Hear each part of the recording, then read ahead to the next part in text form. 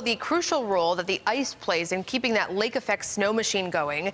This year, we've seen a lot of changes in ice coverage, and it's only the end of January.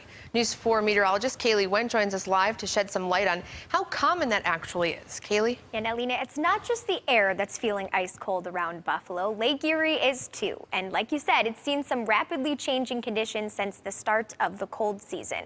Ice on the lake fluctuates constantly on all of the Great Lakes throughout the entire winter season. So that part's not all that uncommon. However, the amount of ice we've seen early on is. Winter enthusiasts are happy. People who hate the snow and cold are upset. Lake Erie's ice coverage is always changing. When ice starts to form on the lake, obviously it starts to limit the amount of lake effect.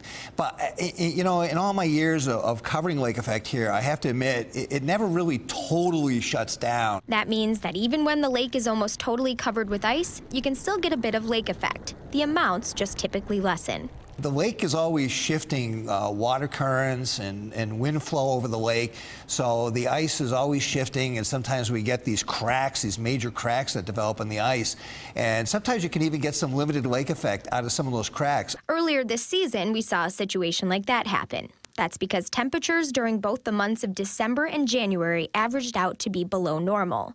That bitter cold allowed for an early freeze on the lake. On average, the lake usually freezes during January. Sometimes it's earlier. It all is based on how cold it is up front in the winter season.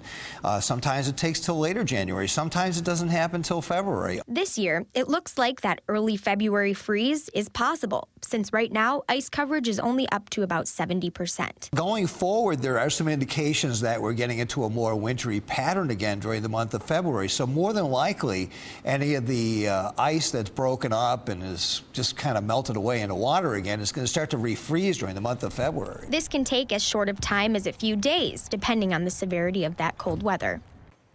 Now, typically when we see any temperature readings about 10 to 20 degrees below normal, that freezing process happens pretty rapidly. Lake Erie, as you know, is where most of Buffalo's lake effect snow comes from. We do get some off of Lake Ontario, which has a lot less ice coverage because of its depth, but that happens a little bit less often. In the studio tonight, Kaylee Went, News 4 at 5:30.